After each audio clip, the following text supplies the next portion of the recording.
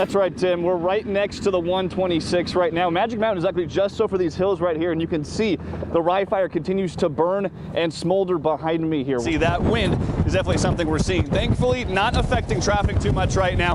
Looking at the southbound lanes of the I-5 coming towards us right there. Now, these are considered legal fireworks here in the city of Bakersfield. But if you suspect anyone of using illegal fireworks, we have the tip lines for both county and city fire on your screen right now. Haggard passing away at the age of 79 on his birthday. Well, it's hard to believe, but that was already almost a year ago. I'm gonna walk around and zoom in and kind of show you what we're looking at here. Reportedly, this truck was driving down southbound 99, and it actually rolled over, broke through this fence here. Good evening, and thank you for being with us on a very busy Sunday evening. I'm Brandon Johansen. We begin tonight with breaking news on the 5. Monday beginning at noon until Tuesday at 7 a.m. We've got that wind warning for you. Yeah, because of the shortage of teams in D2 tonight, actually a semifinal meeting. Our Father, who art in heaven. We all have something. Hallowed be thy name. Something that helps us when we feel lost. 35 years old, and the pain is still the same. Something that comforts us. Something that makes life worth living.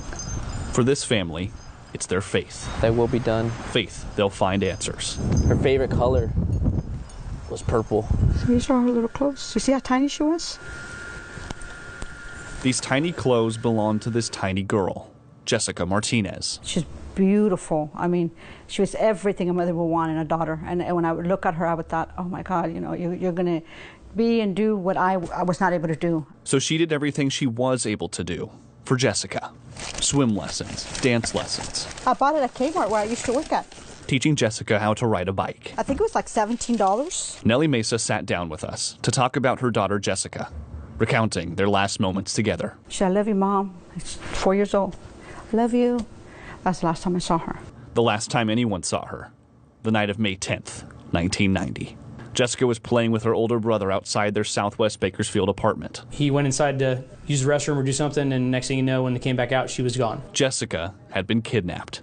This was Nellie after finding out about her daughter. I'm scared, but I know that I'm not alone. The case gaining national attention on America's Most Wanted, while family, friends, and the community searched for 11 days. They initiated a lot of resources. They had numerous officers. They had almost a task force of several officers answering clue sheets for tips coming in and following up on any other leads that they may have had. And that was continuous for that 11 days. Continuous until May 21st, when a farm worker uncovered her body in a cotton field just south of Bakersfield.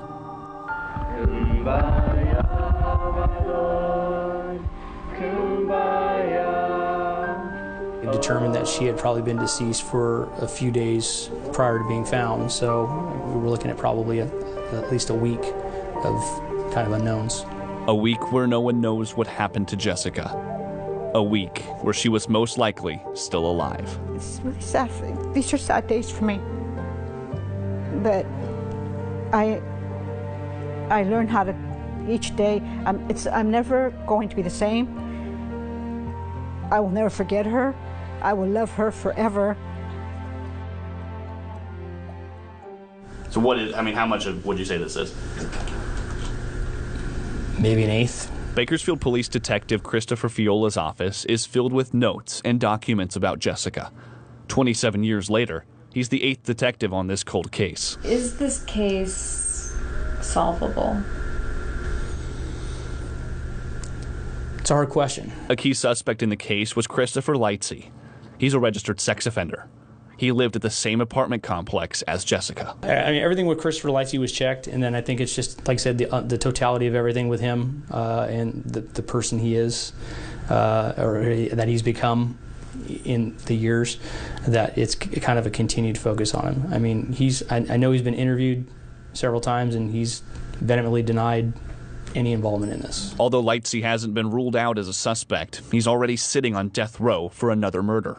It's not forgotten. And 27 years later, BPD and the DA's office pouring more resources into this case. I think now just the time and resources, and maybe just the advances in DNA and the advances in investigations, that we're able to finally devote more time to it. Devoting time, looking through about 20 cases similar to Jessica's. So when you ask why the DA's office is doing all that stuff, because of that. Did you get it back? Did you get some of the bracelets? Okay. Nellie and her family also devoting all the time they can Bye-bye. every year at the Victims of Crime March. But Nellie is always here, just like all of you, to bind together with our need for healing and strength. Nellie's strength, recognized by a community that's still invested in this case. It's kind of something I just want to do. Just as it was 27 years ago. If it wasn't for my church and the community getting together, I don't think I would be here. I wouldn't have survived. On earth as it is in heaven. Every year, Jessica brings them together, here at her grave, every year on her birthday. He went inside to use the restroom or do something, and next thing you know, when they came back out, she was gone. He was Rudy Martinez, Jessica's older brother. The biggest hurdle was to realize that it wasn't my fault, because I was there.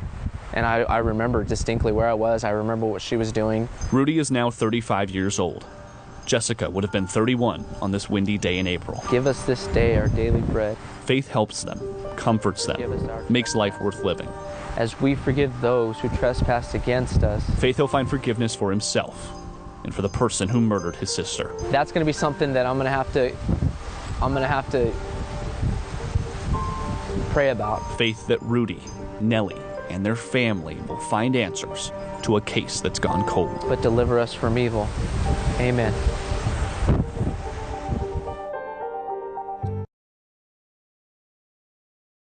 Guys, with a 6-2 record, people should already be paying attention to the Burros for their play on the field. But on Friday, a patriotic display from the players coming right down this tunnel and a viral video have both ensured that if the Burros weren't already on the map, they definitely are now. The motto for the Burros High School football team is one team, one town. My principal's called, my athletic director said we're getting calls nonstop. But as head coach Todd Mather will tell you, they've been getting calls from more than just the people in town. On my own cell phone, the school phone, our athletic department, our principal, emails coming in. It's been overwhelming. An overwhelming amount of support.